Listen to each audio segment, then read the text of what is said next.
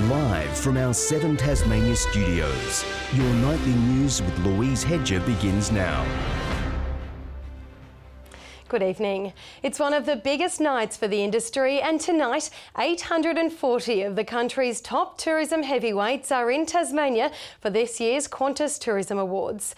Launceston's Cataract Gorge is playing host to the event, which has been completely transformed. Our reporter Jessica Moran is there. Good evening, Jess. How is it looking there tonight? Well, Louise, the gorge has been completely transformed for this event. All eyes of the nation will be on us tonight to see how we go with these awards. I'm joined now by Luke Martin from the Tourism Industry Council. Luke, how big of a night is this for our providers? Oh, it doesn't get any bigger than this for us as an industry, but also for Tasmania. And could you imagine a more spectacular night to have Tasmania showcased, but more importantly, the jewel in the crown here at the Cataract Gorge? And who are our front runners for Tasmania's tourism providers? We've got finalists in all categories, or 24, and they stretch literally the breadth of the state. So we've got Ashdowns at Dover, all the way from the far south, and they need a bit of boost, so it's great to see them as an entrant this time of year. Right through to Flinders Island are a finalist for their destination marketing, and obviously a big Launceston contingent, Hawthorn Football Club, Festivali, Peppers Seaport Hotel. So every corner of the state's represented tonight. It'd be great to see us pick up some gold and some medals right across the board and see them spread right across the state. And this is typically an awards night that's held in capital cities. How did Launceston secure this? Yeah, for a lot of work. It's only the second time it's been held outside a capital city.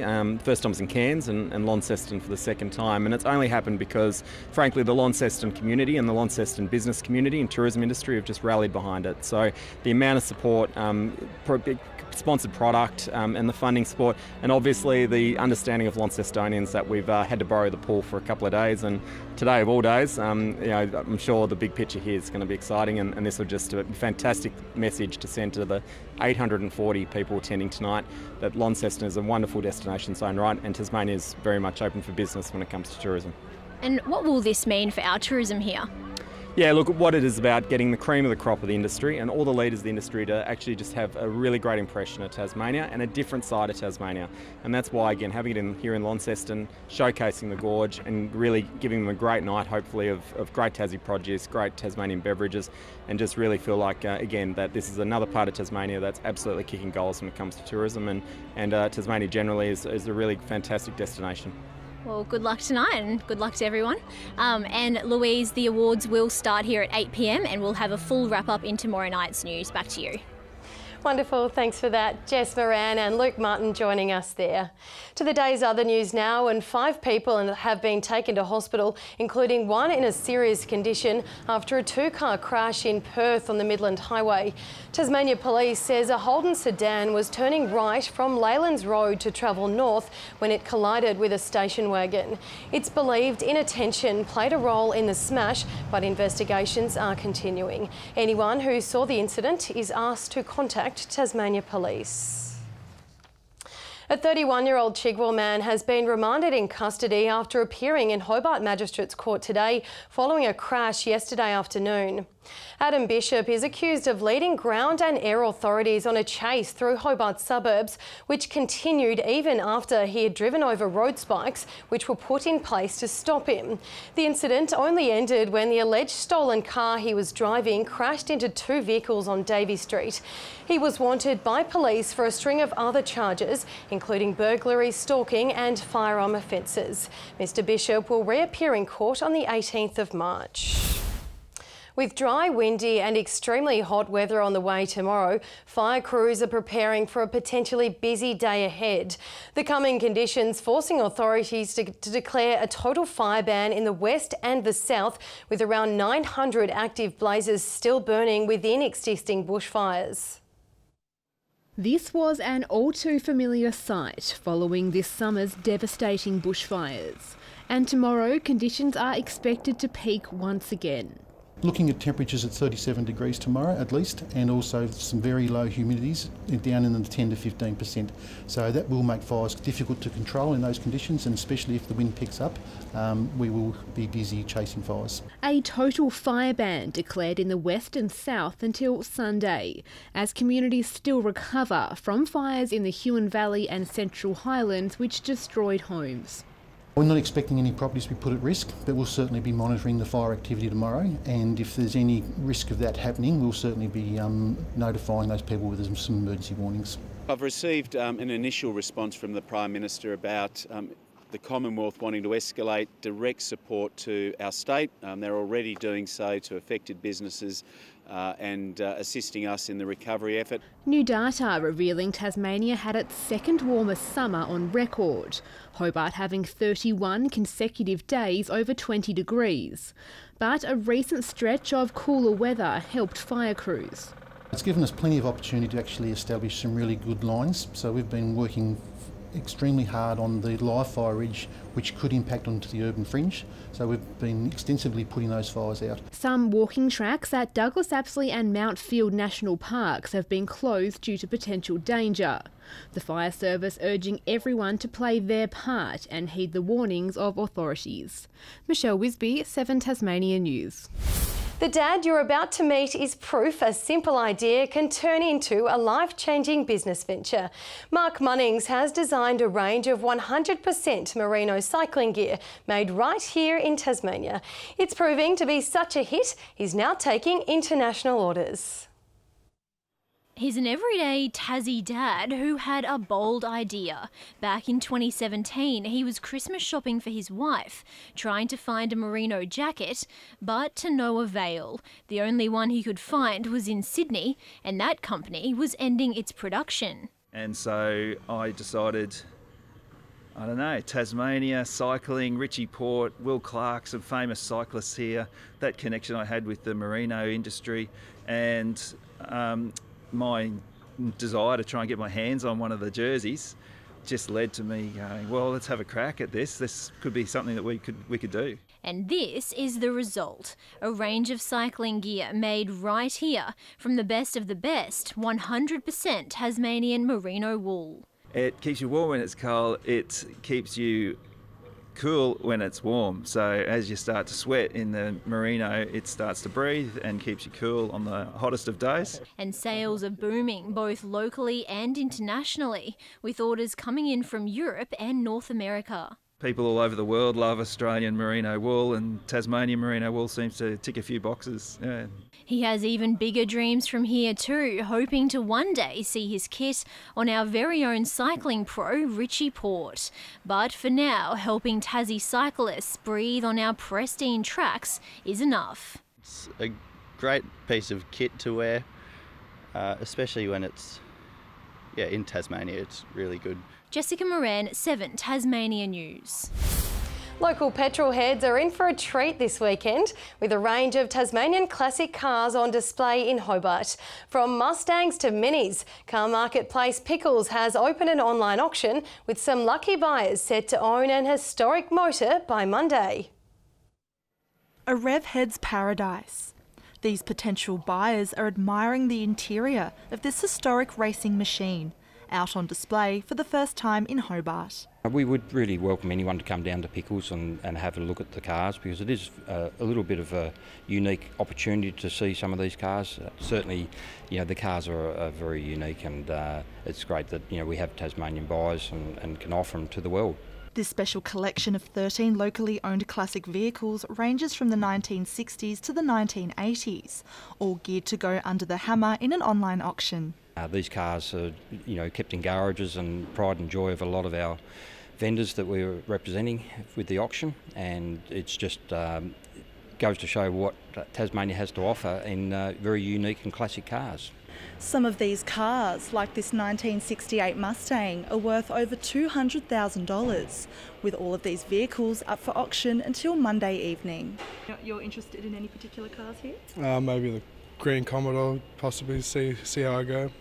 I just like the old Holdens from the 80s and collectors sort of thing, it's time to buy before they go up too much in price. Bidding closes on these polished vehicles at 8 p.m. Monday. Ruby Kamain, 7 Tasmania News. 3 charities have received $2,000 each thanks to funds raised from the Memorial Wall exhibition at the Queen Victoria Museum. The 4-year Poppy Appeal saw Tasmanians give generously to the Red Cross, Legacy and the Headstone Project. It means 4 headstones for our core business, as I say, 4 guys that we have identified. That money will now go towards recognition of their service and marking of their final resting place. The exhibition focused on the First World War, with visitors pinning personal reflections to the wall. A Hobart Foundation is on the hunt for 60 thrill seekers to take on a daredevil challenge, all in the name of fundraising. It's searching for everyday Tasmanians to abseil down the state's tallest building, with all money going back to potentially life-changing research. It's a long way down. These 4 cricket stars out of their comfort zone today, sitting 60 metres above the ground on top of Rest Point Casino, preparing to abseil over the edge, all for a good cause. It's one of our highest fundraisers, not only in terms of where we are on top of Tassie's tallest building, but helping us to raise lots of funds for local medical research. When you see people down below, they look at the abseil and think it's fine. They get up here and look down, they do have a few flutters. And some people have decided not to do it, only a few though, but most get over the edge. The Royal Hobart Hospital Research Foundation launching its major annual fundraiser, now on the hunt for thrill seekers to go over the edge, raising money along the way. We have a target of 60,000. That was our target last year. We did smash it last year. We had a couple of individuals who just went nuts with their fundraising. So yeah, that is our target, but we're aspiring to even greater heights than that. The Royal Hobart Hospital, I think we've all had, we've either been there or we know people who have been there. So wonderful cause, and they've done such amazing things with the funds that have been raised. The abseil taking place on June 2nd. Anyone can now register on the Foundation's website. Michelle Wisby, 7 Tasmania News. Now a look at the day's business and finance news thanks to Taspan, your local super fund. The Australian share market has finished higher for a third day, hitting its highest level in 5 months. The ASX 200 index rose 23.7 points. A short time ago, the Australian dollar was trading at 70.89 US cents and 62.34 euro cents.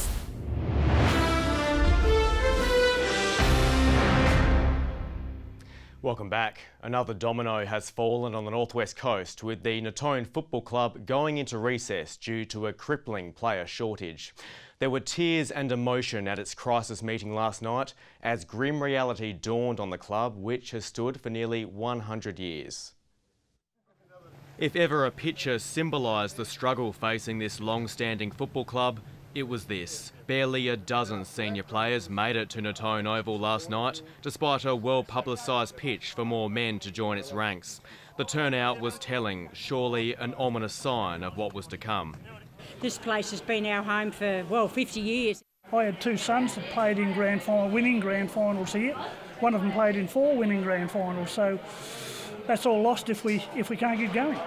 But much like the premiership flags, the writing was on the wall. As much as I don't want to say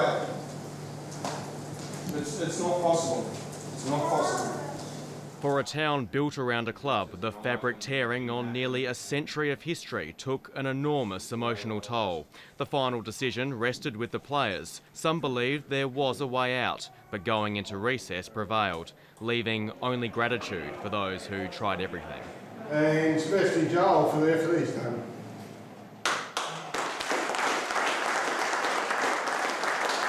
Not everyone agreed with the outcome, but it's the sort of club that won in all in, and they're happy to go with the decision and get behind the people that are making the calls. Coming only a week after Smithton went the same way, AFL Tasmania says clubs may need to rethink how football looks in the northwest.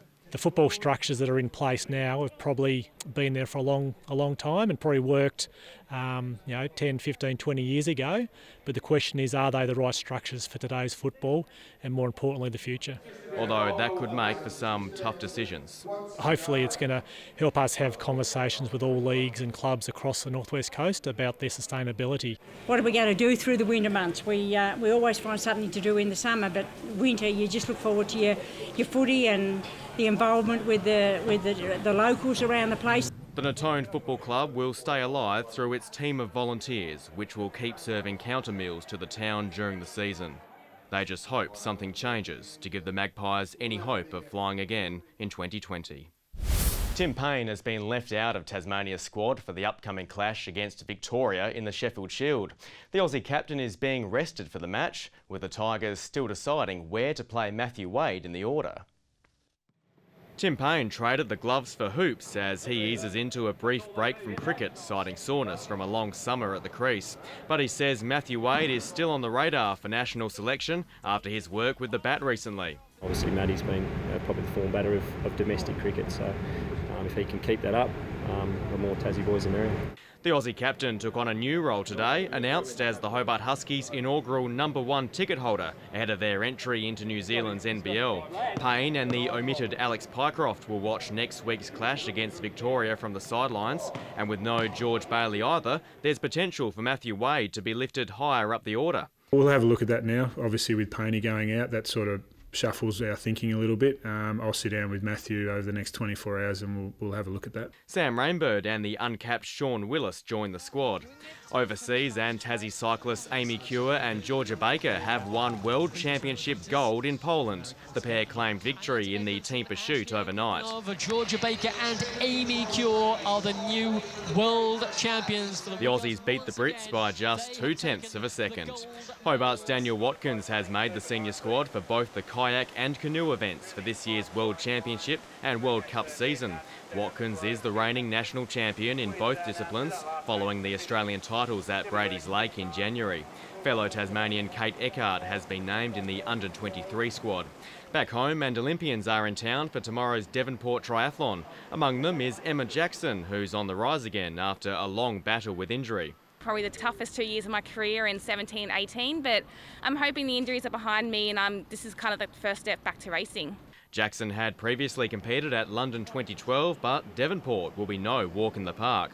I'm looking forward to the tough course tomorrow with the hill. I rode up it this morning, so we'll see how it goes tomorrow. And the NPL season begins tonight with Olympia hosting South Hobart.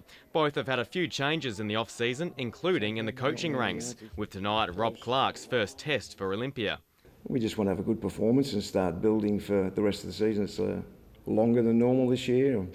With cup games, it's 30 weeks or so. We have been hit by early injuries, some long-term injuries, but having said that, we have got good depth and we expect to be very competitive. It's on at Warrior Park at 8 o'clock. Good evening. Well, the warm sunny weather did arrive today. Hobart not as warm as expected, reaching 29. Some temperatures, though, up to 16 above average. Launceston a high of 33, Burnie 25 and Devonport 26. The top today was 35 at Grove, Ouse and Bushy Park. King Island 34 degrees, Strawn 32 and Flinders Island 30. Lyre-Weenie 27. It's warm in the hills because it's closer to the sun. St Helens and Friendly Beaches 26 and Lowhead 24. Now, high-level cloud moved over the state from the west. Some low sea fog noticed off the southeast coast. Mid to high cloud to our west over the Bight. Afternoon convective cloud brought a few thunderstorms to the north and east of the nation. Tomorrow a high over the Tasman Sea directs a ridge up the east coast. A cold front sits to our west. A trough runs north from Adelaide.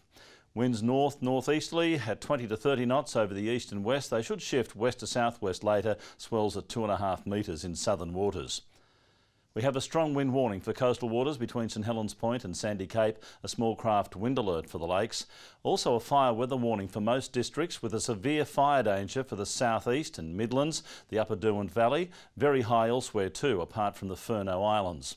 For tomorrow, Hobart very hot and sunny and 37 degrees, 35 the top for Maydena and 34 for Oatlands, a hot day for those centres. 32 for Launceston, sunny in the afternoon, sunny for Devonport, 26 and 28 for Lyre-Weenie. Burnie tomorrow, humid and sunny, 26 the maximum, 34 for Strawn, Marrawar sunny and 27 degrees, 28 for St Helens and 34 for Swansea with a hot day there, Orford hot and sunny as well and 33 degrees. The UV all at a very high 9.